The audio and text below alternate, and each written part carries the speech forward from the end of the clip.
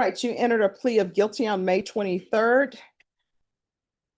According to your plea bargain agreement, punishment is to be assessed at a cap of 7 years in the prison. There's a $1,500 fine, and the state is silent on your application. Have both parties had a chance to review the PSI report? We have, Judge.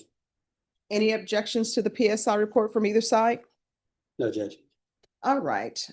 State, you are silent. Defense, do you have any witnesses? Yes, Judge. I would like to call Tony Rosales. All right. Okay, here we go. The judge lays out the plea deal. Notice that the state is silent. That means prosecutors aren't pushing for a specific punishment, leaving the decision fully to the judge. Risky move. This could go either way depending on how convincing the defense is. Come forward, please. All right, could you raise your right hand for me, please? Do you solemnly swear or affirm the testimony you give will be the truth and nothing but the truth, so help you God? Okay. All right, you can lower your hand, state your name for the record. Antonio Rosales. All right. And Judge, if I could, I guess, kind of give you some backstory, and I'm sure Megan will let me know if I missed any facts. So this incident took place in 2022. My client was a driver of a car. There were several other young men in the car with him with this incident who participated in this. Subsequent to that incident, my client had been, I guess, arrested, and then Mike Beliveau had represented him. That charge had been dismissed. Okay. Since that time, Ethan he got a job. He became a licensed security guard, passed his level 3, and I think had turned his life around from this incident. And then this charge. Classic defense strategy, highlight redemption. Ethan got a security license, steady job, and apparently turned things around. But judges often ask, is this true change or just good behavior under pressure? What do you think should effort after crime outweigh the crime itself? Charge came back up, and that's what brings us here today. So I can be sure. So he became a licensed security guard, then this charge popped up. Yes, then this subsequent charge, yes. So he had passed all his levels. He was licensed to carry a firearm as a security guard. He had passed all the testing, all the background checks. And then I guess the case got refiled as the deadly conduct. At least 2 of the other juveniles in the car with him, I think subsequently have been arrested and charged with capital murder. Okay, which is why he's here as a co-defendant on the deadly conduct charge.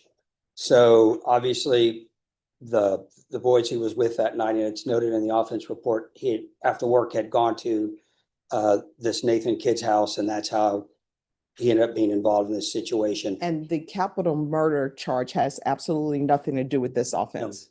No. So I Here, the defense doubles down on character transformation, bringing in the dad for moral backup. Smart move.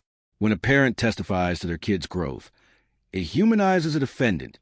But this is also emotional territory, and the judge has to separate sympathy from sentencing. I guess what I just wanted to point out to the court is, since his incident in 2022, Ethan has turned his life around, has a good, productive job. He's still working as a security guard, not carrying a firearm, but just a lower level of security guard. And the reason I wanted his dad up here is to speak to a couple things. First of all, about the changes in Ethan since then, and also about the job opportunities he's got. So may I proceed? Yes. So Tony, I know you and I have had several conversations about Ethan and what happened that night.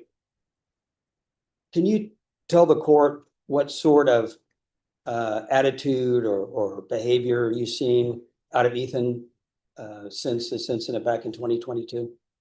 Before and since this incident, I mean,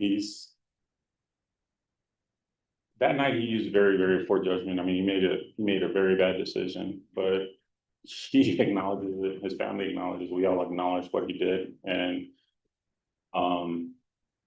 like I said, like you just said, you know, we all assumed it was resolved, and we can start trying to remove this from him. And he proceeded to get his commission with the state. In fact, the day he was arrested with the indictment, he was on his way to work. He was carrying his firearm. He was in uniform. And then everything came crashing down again. But that still hasn't stopped him. We've talked about him going to St. Philip's College for Yeah, CDL. let me ask you some, well, I have to ask informal questions. Okay, I'm sorry. Go ahead. So what kind of work do you do? Oh, I'm an HSE engineer on petroleum industry. Okay. Been doing that for the last decade and a half. Okay, and so you and I have talked about Ethan's opportunities in the oil field, correct? Yes, Okay, and you and I have discussed, and Ethan, I guess the goal is if he gets probation, that he wants to apply to be a commercial truck driver. Correct? yeah, he's already set up for his SAGE program at St. Philip's College, but we have to wait to see what happens here. Okay, and then I guess as part of that, if he's able to finish his program as a commercial truck driver, he has a lot of opportunities for work in the oil field and the oil industry, correct? Yeah, oh, well, as a service provider, not directly in the oil field, but as a service provider, yes. Okay, and can you tell the court what a service provider is? So basically you'd be transporting materials back and forth. Depending on the outcome of this court will be determined whether or not he can get his TWIC.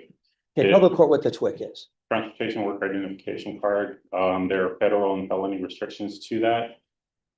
It's not always 100% that he won't be able to get his TWIC, but he could always get a waiver.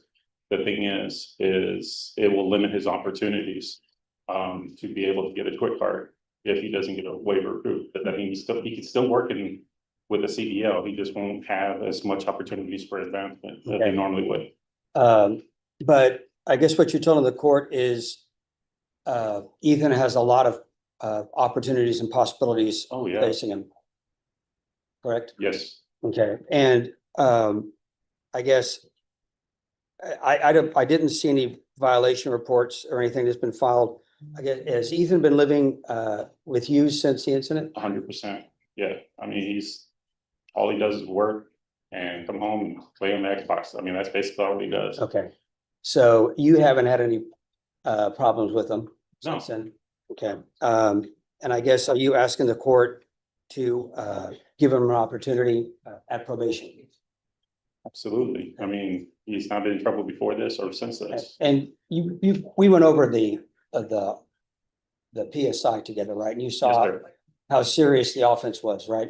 Yes, and I would not, I mean, it's hard for me to say because obviously I want to do everything. I mean, I've got a private lawyer. I did everything I can to try to keep him out of jail, keep him out of prison, because that's not where he belongs. But to be honest with you, I read it and I understand what he did. And even as his father, I still can't say that I wouldn't have the same feelings or make the same statement that they made in the PSI. Well, I think it's good that you're honest about this situation and recognize the severity of the situation, but also understand that, hopefully, given the opportunity, Ethan can be successful. Yes, sir. Okay, that's all I have, Judge. And Judge, I had given these to Megan. These are just some of his withholding stuff and some of the state licensing stuff. Thank you. All right. That's all I have. May I ask a question? Of course. All right. In regards to this incident, Yes, ma'am. was he living with you during this time? Yes. All right. And these people he was involved with, did you know them beforehand? No. If I could clarify a little bit. Sure. So military, firefighter, paramedic, and then I went into oil field petroleum. But prior to COVID, and actually up past COVID, I worked overseas, Venezuela, Africa, Mozambique. So I was gone quite a bit. So he predominantly stayed with me when I was in country, which was for 3 weeks at a time, every other month. But the rest of the time he stayed with his mother on that side of town. Okay. So yes, he had those friends and everything happened on the west side of town, southwest side of town. I live on going towards Floresville off of 181. Since this incident, I've been home 100% of the time. I work in West Texas now. And yes, he lives with me 100% of the time now. So I'm not saying this is an excuse because it's definitely not an excuse. I was absent a lot with him growing up because I was overseas. But it's not an excuse because I was still there every other month and spent a lot of quality time with him. It might not have been quantity, but it was quality time for him to know that this was not what he should have done. But yes, now I'm with him 100%, and or rather, he's with me 100% of the time. All right. And did he talk to you about this incident Yes. immediately thereafter? No, it took some prodding. I mean, more so because he felt when he did break down, you could tell that he was more ashamed of the fact that he did something that he let me down. I not necessarily overbearing, but the military and then firefighter, paramedic, and I've kind of a little bit structured a little bit when I was with my kids, both my kids. And so when he did break down and let me know about everything that happened, obviously I told him we need to do something about it. And in 2023, when we thought it was going to all be resolved in December, January with Michael, yeah, we said, okay, let's get back on track. And we spent the time and paid the money for him to get his commission with the state and, follow and work for the mother's commission as well. And said that what you want to do, that's fine. But we need to figure out the job. We need to figure out a career. And so we've been talking about the CDL and him getting with me in the oil field and trying to get away from him. And he has not been with those friends, or well, obviously because they're locked up, but he's not been involved with anybody on that side of town since. All right. Thank you. Any other questions? No, Judge. And I know you're silent, but any questions about?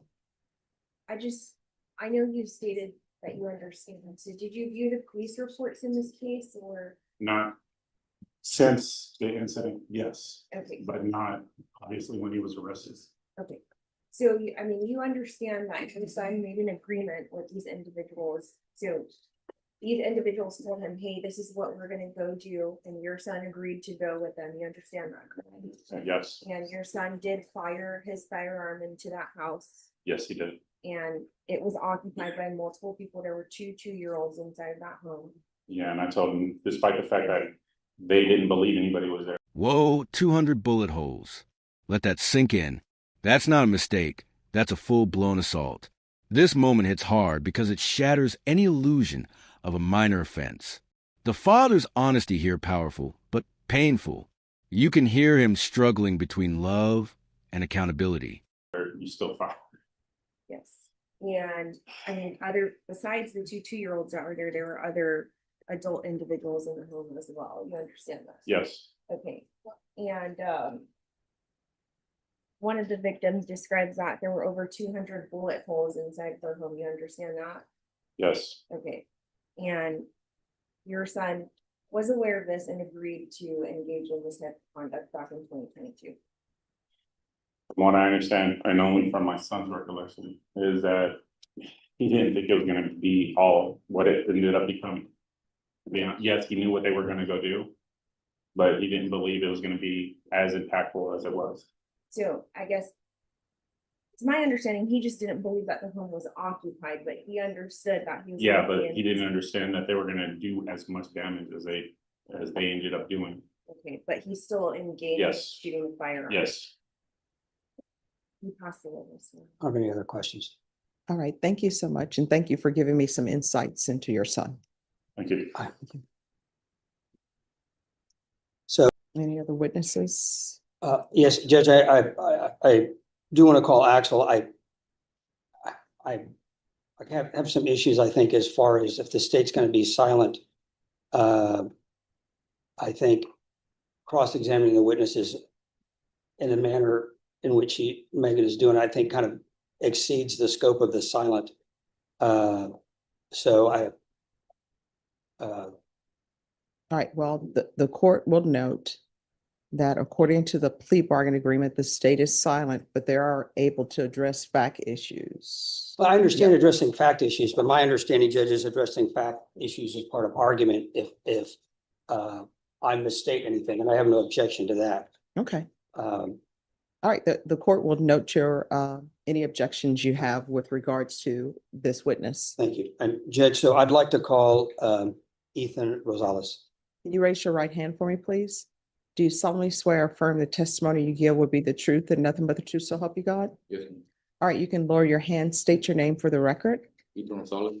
All right, defense, you may proceed. So Ethan, you and I reviewed the PSI, right?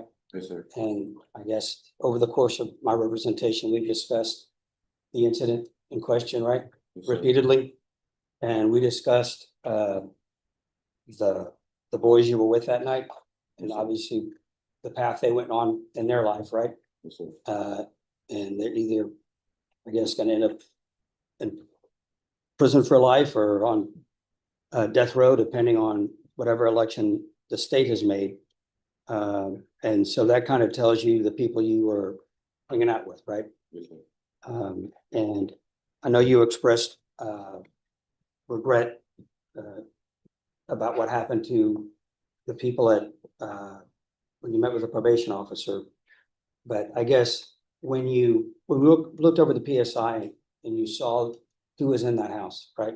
Yes, sir. You understand, I mean, how lucky you weren't here on murder or capital murder charges, right? Yes, sir.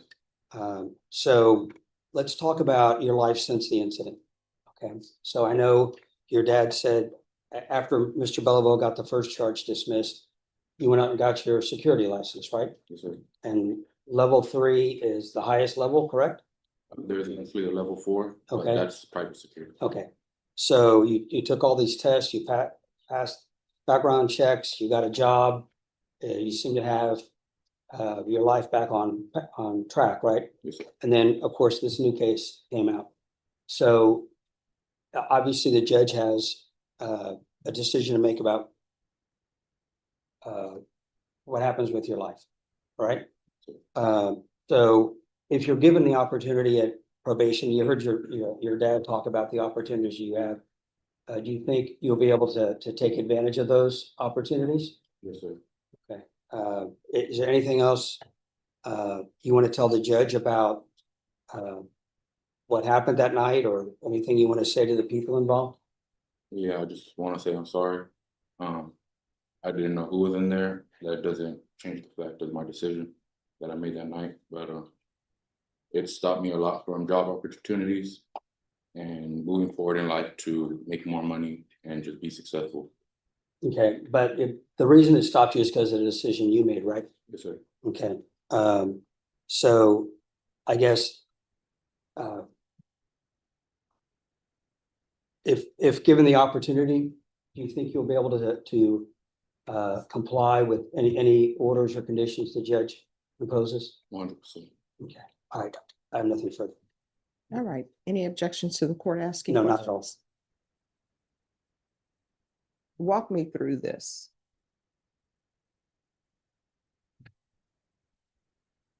Friends come to you. Were they your friends?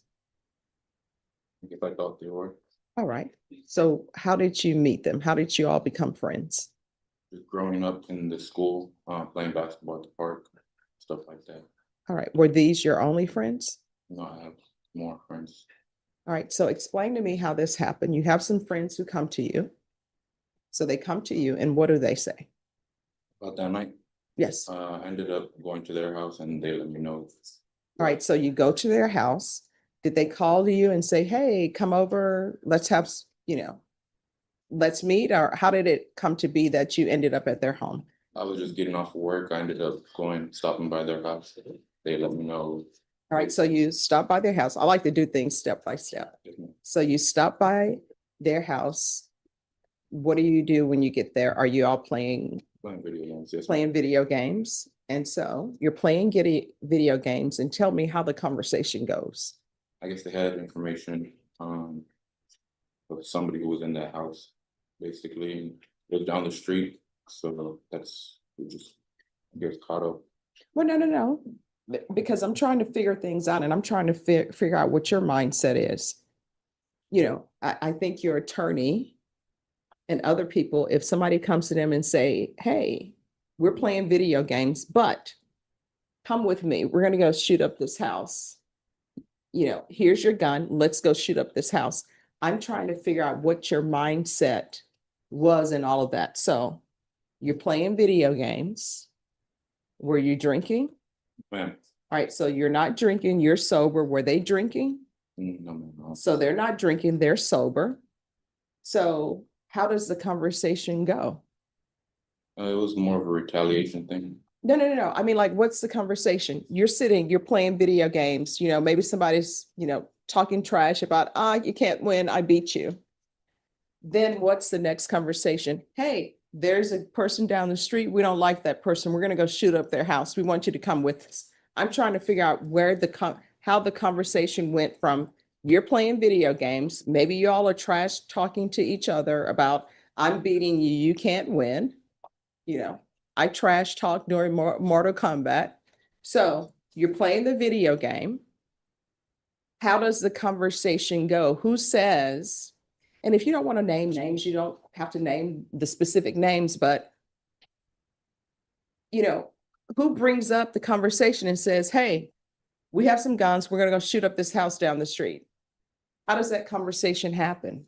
So I was at work, I got there, we were playing games, they let me know that they had information from. Who's they? So what she's at, what she's trying to get is specific of the conversation. Names. Yeah, who brought it up? I would say Chris. All right, so a conversation starts with Chris. Chris says, what? He had information from somebody else. I didn't ask who. Of whereabouts of somebody that he wanted to retaliate on.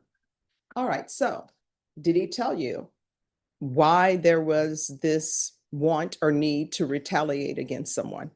Yes, they had shot him previously. Don't know the timeline.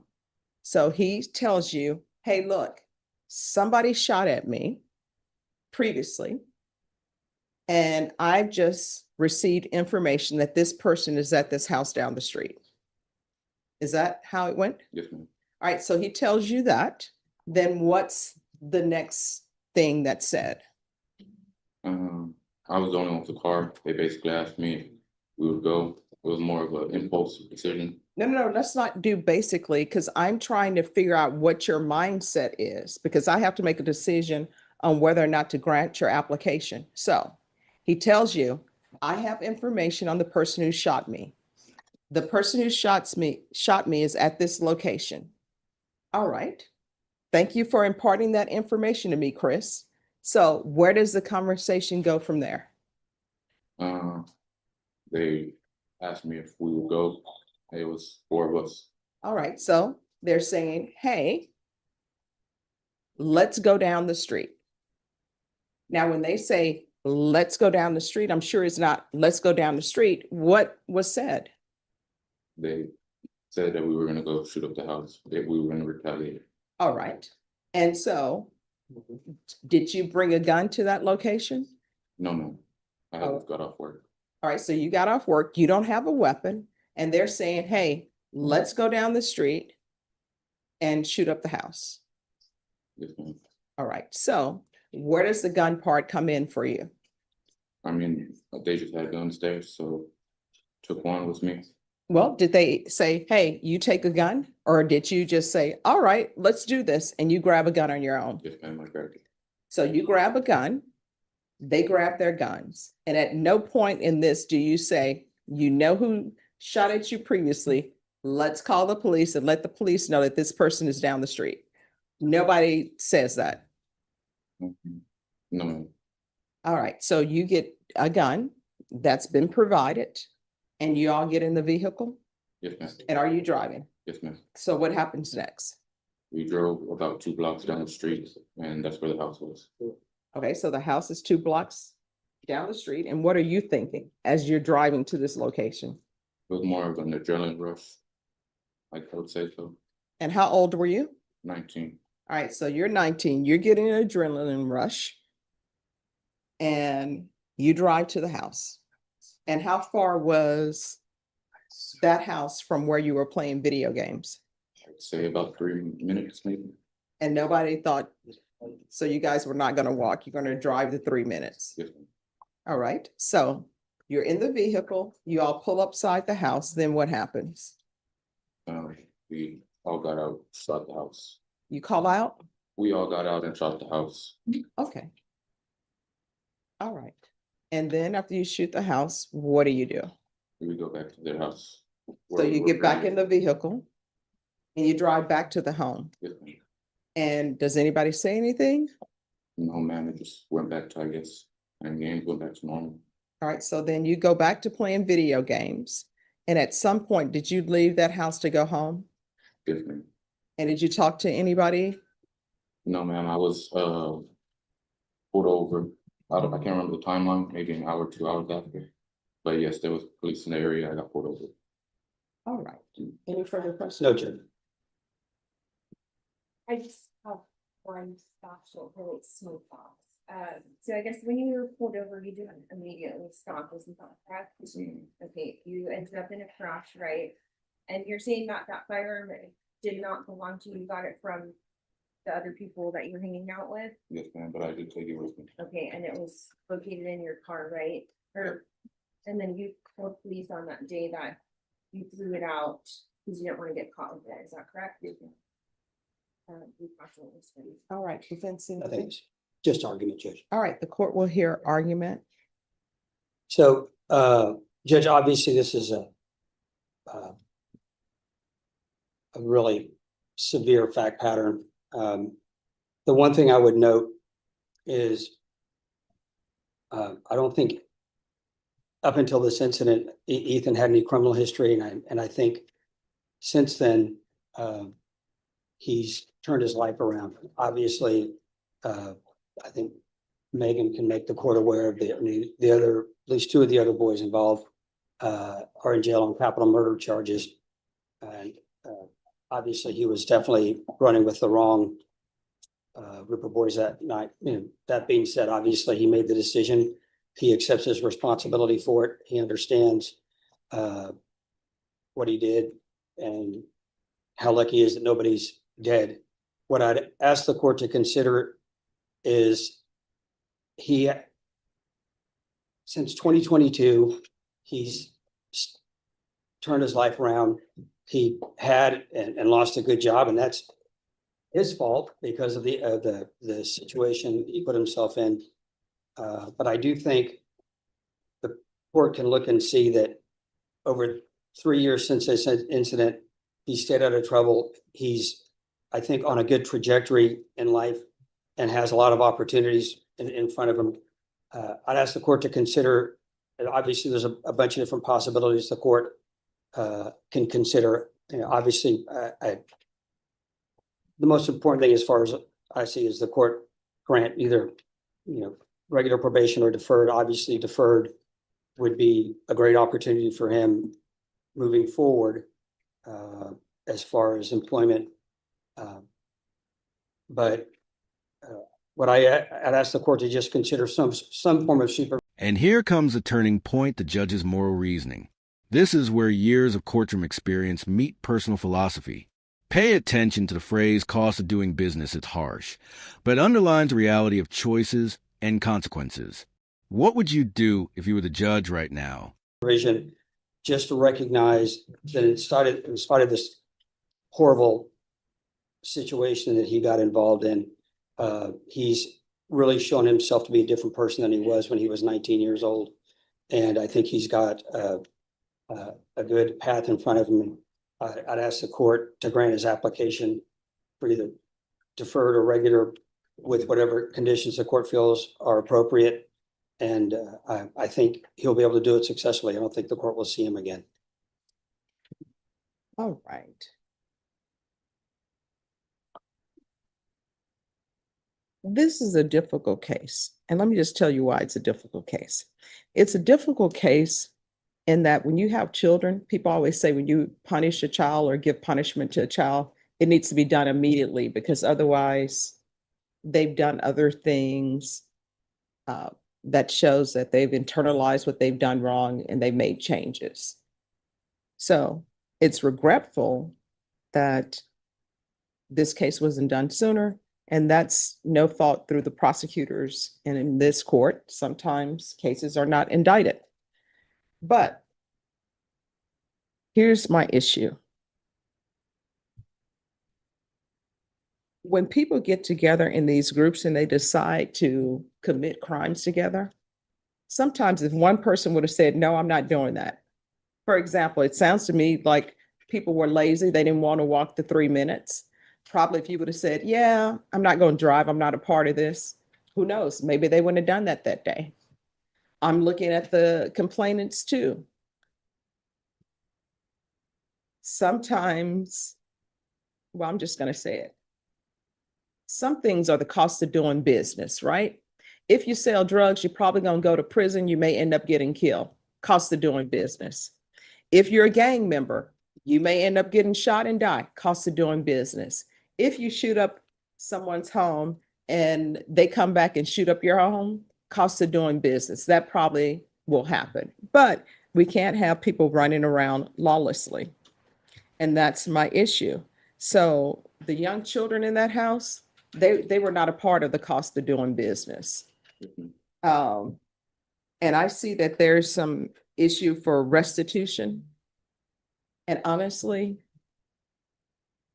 I don't want to give restitution to somebody who shoots at somebody else, and then somebody comes to their home to shoot up their home, and now you want restitution.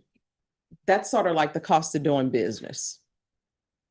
I'll hear restitution amounts, but it's really the cost of doing business. And I don't think they should benefit from, as we learned in law school, they have dirty hands. So they should not be benefiting with restitution. So the state is offering a cap of 7 years. I just don't think this is a case that's appropriate for probation. Counsel, I'll consider, I'll retain jurisdiction. Okay, So, can I speak to the cap? yes. Well, I appreciate the court retaining jurisdiction. So Judge, I'd ask the court to take into consideration that it's been 3 years since this incident, that he's not gotten any more trouble. He's maintained employment. And obviously, if he does well and the court grants him shock, then I think he'll still have a good future in front of him. I'd ask the court to assess sentence of 3 years TDC while retaining jurisdiction. All right, so the state was silent on his applications, but I don't think they were silent on the cap. I think that covers, I think silent is silent. I think it's entirely up to the court. I don't think if the state wanted to make argument, then they could have opposed. All right, well, I will tell you this. According to the plea bargain agreement, it says the state will make no recommendations to the application for deferred or community supervision. But state, if you have nothing to say with regards to the cap, the court will make its own decision based upon the stipulations, the PSI report, and defense's argument. I don't want to say it's implied in the plea bargain, but that's what I would be asking. All right, so this is what the court is going to do. There's going to be a $1,500 fine. Time and money run concurrent. The court will sentence you to 4 years in the prison, give you credit for any time served. And with regards to the restitution, and I'm serious about with regards to the restitution, you really need to come to court with the clean hands. You can't be a part of this life and then want restitution. But state, was there any restitution? Judge, they did give an amount to riot officer, the homeowner. And that was $15,740.65, but it says that the out of pocket actual expenses were $6,980. All right, so here's the question for the court.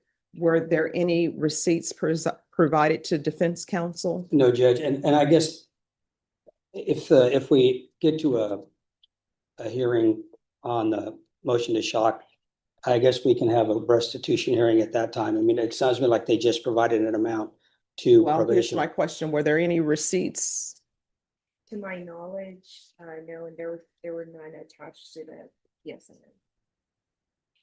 All right. So the court doesn't have any receipts before it with regards to restitution. So, Judge, I guess barring that, I mean, I don't think the court can impose restitution based upon estimates or just generic statements from the complainants. So at this point in time, the court does not have any concrete evidence not even Have a seat. preponderance of the evidence. Seat. The court doesn't even have a preponderance of the evidence for restitution. So at this time, the court is going to say, there's $0 for restitution. Is there anything else with regards to sentencing? No, Judge. All right, did you review the document entitled Trial Court Certification of Defendant's Rights to Appeal with your attorney? Did you understand it and sign it? Yes, ma'am. All right, because this is a plea bargain agreement, because I followed your plea bargain agreement, and because you waive your right to appeal, you do not have the court's permission to appeal. Because this is a felony conviction, you're not allowed to own or possess any weapons or ammunition. If you have a question over what a weapon or ammunition is, you'll need to speak to an attorney. Do you understand? All right, off the record, here's the thing. If you strongly want the court to consider perhaps giving you shock probation, you had better show me something that you are doing while you are in custody at the prison. Do you understand? Okay. All right, good luck to I'll you. talk to him. There's any victim impact statement, you think? Is there a victim impact? Nope.